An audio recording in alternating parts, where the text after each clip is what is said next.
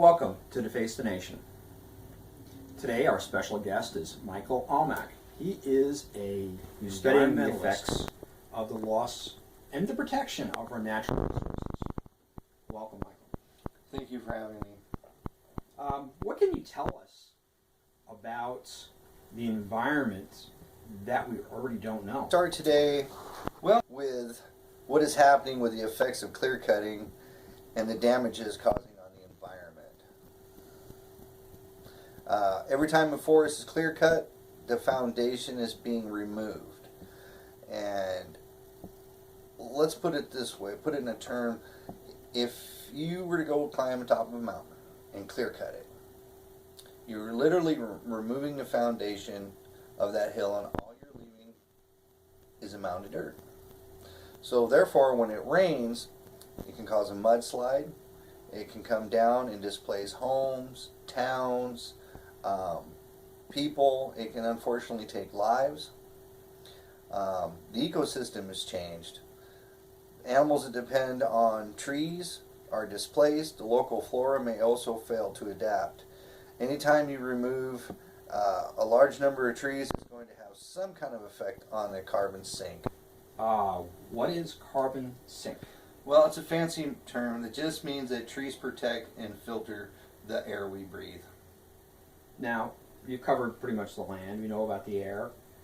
I've heard that you've done some studies with the water, contamination of water. What can you tell us about that? Well, there was a study done in 45 different states, and there was 316 chemicals found in the water. Such as what? Oh my God. Industrial solvents. Lead, mercury, rocket fuel. And as you know, I mean, these kinds of things cause all kinds of illnesses like cancer and leukemia. I mean, there's just no getting away from it. It's not uncommon to drink water that has at least 20 to 30 chemicals in it. You can just think of what can happen over the long-term effect.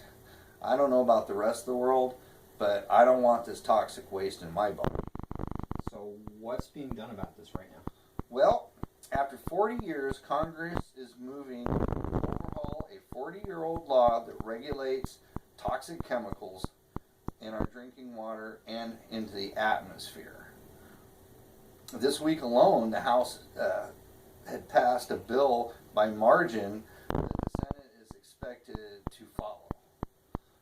So hopefully over time that these big industries will start changing what they're doing, their practices of recycling water, using other chemicals that are more natural to our bodies, that works with our bodies instead of against them. I mean, these chemicals alone are causing things like cancer, leukemia. It's messing with your lymph nodes. These chemicals are being passed through mothers, through their breast milk to their babies. This whole thing can affect the reproduction system of human beings. So if these industries start doing their part and us as consumers start doing our part by recycling, not using plastics that have the PVCs in it, start using EPA-free plastic bottles, we can start making a major difference. As it is, this planet uses more resources than what it can give back to us. We use up enough for like 4 or 5 planets. So I mean, in 2025 very wasteful. Yes, and it's ridiculous. Something's got to be done, and we're the ones that can change it. Now, is there anybody you'd like to thank for your... Yes, this could not have been possible without the help of Home and Gardens on the effects of clear cutting.